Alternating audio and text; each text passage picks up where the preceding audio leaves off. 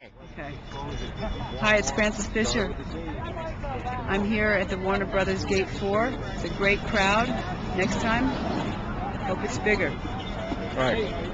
And these will create an awareness because there's a lot of more new people and a lot of new people, a cross section of our membership. There's a large contingency from the inside-out strategy to, and we also don't want people like Richard Masser and Ned Vaughn and Amy Brenneman to so weaken SAG that it could be absorbed by AFTRA. And some of us think that that is the policy. They're trying to weaken SAG, saddle SAG with a bad contract so that we look just as bad as AFTRA, and the push will be then to merge with them. So let's watch AFTRA. Watch Kim Hedgepeth Roberts and Roberta Reardon, who is their president. Kim Hedgepeth Roberts is their national executive director. You got to watch AFTRA like a hawk. They've gobbled up a number of contracts because people like Barry Meyer, hello Barry, are happy to sign AFTRA contracts. So I wanted to. We have another long-time board member here, Franz Nguyen, who had just told me something about a possible way of beating a bad contract, and she can also share some of her experience inside the boardrooms fighting the good fight. The contract department. It said whenever you are asked to sign something into infinity, you know, and you know the value of it. We're still here in Gate 4, one of the 3 gates that we're covering with pickets. Here's some of the picketers coming back, making their round. They're coming from Gate 3. We still have picketers on Gate 2. This is Tom Bauer about to speak. We're still at Gate 4, one of the gates that we're covering. And we're making some more announcements. Tom Bauer. And we'll let the clock run out, and then that would leave us in a position where probably the employers would try to impose that offer upon us. And then what would happen? Would those jobs be signatory to the guild, or would they be non-union jobs? You know, so the point is, in the meantime, why would we agree to give them anything? We have, I would say, thousands of SAG contracts that have terms, benefits, compensation that's 10 times better than what AFTRA has accepted, and 10 times better than what we're being offered. And the whole motive here is to force us into a merger with AFTRA on their terms and conditions, which eliminate residuals, which would destroy our pension and health fund.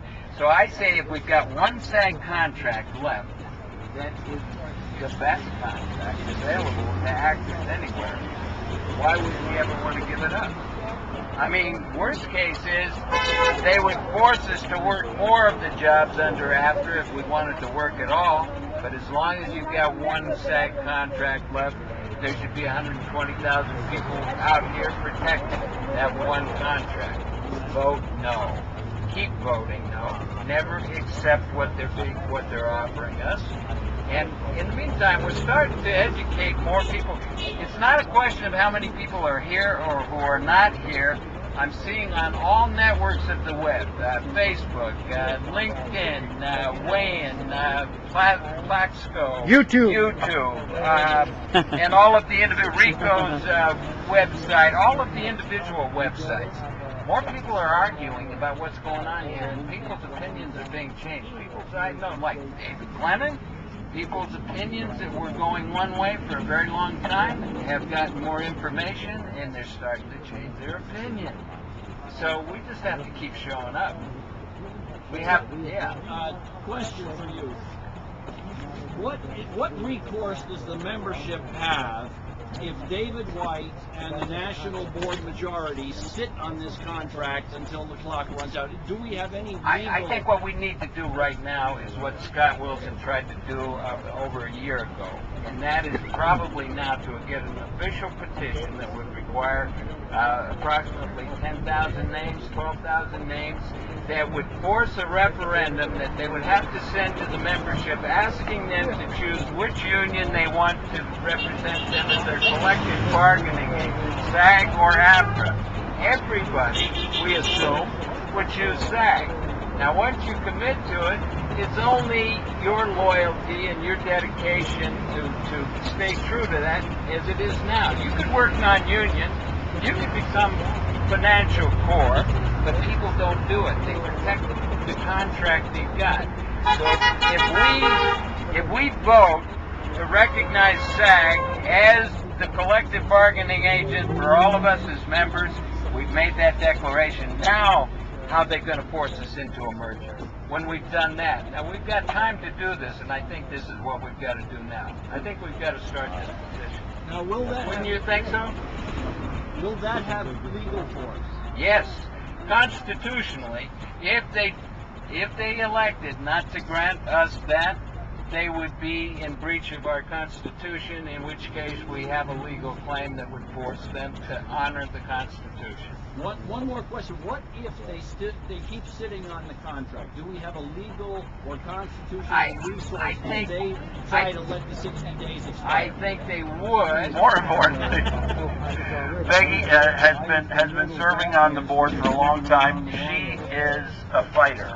She's one of there are some really evil Irish people, but there are a lot of good Irish people. I'm talking about William Casey, the former director of the CIA, and Sean Hannity and people like that. Peggy Miley ain't one of those, folks. So here she is. Hi, Peggy. Hey, listen, I just want to say, this is so important. Okay, little squeeze the button. There we go. Yeah. What's really important is that we are all here. And how many members are we here in SAG? In Hollywood? 70,000? 70,000? 70,000? We're maybe 70 people. We should have at least 700. We should have enough people on each of these picket lines to make a policeman have to show up to direct traffic. Yeah. We don't want to do anything criminal. Please don't misunderstand me. But then there'd have to be traffic control because there'd be so many of us that they wouldn't get out to get their lunch, the producers, over at the fancy places. And that's what we need to, it's numbers out here. Numbers. And we have the best leaders at home, and call them. Don't send the email. Call them. Or if you can confront them by face. But you can't come to, why can't you come for next Wednesday? Okay, you have an appointment at 11 in the morning. Oh, listen, we're there too. I'll see you around 12:30 then. You know, kind of push them a little bit. Because this is when you change your lives. This is what unions are all about. My father knew that when he was an immigrant and he fought to get subway workers a little bit of health benefits. I've been in this union for 17 years, and I could not have survived without my residual payments. Not one single year of those years. What's happening to us right now is absolutely deplorable, obviously, and we do have to fight because you can make a difference. And if there weren't people like Rosa Parks, look what happened then. And it is that big of a deal. Yes, this is our livelihood. We are people, and we are working people. We work hard. Everybody here knows what it's like to be on a set for 17 hours when your feet are killing you, when your stomach's distended because you got cramps, because you can't even go to the bathroom because you're in between shots, when your feet are hurting, when your arms are hurting, when your back is hurting, when you're worried about the babysitter staying later that you might not be able to afford. All that stuff. That's all of us. We are this union. We are the voice of this union. We're going to be petitioning the Attorney General of the United States of America. Who is a higher power than the AMPTP. There are labor laws in the United States of America that are not being adhered to on a number of fronts. The more people that sign the petition, which will be delivered certified mail, the stronger our voice is, and it will be addressed. That's all I got.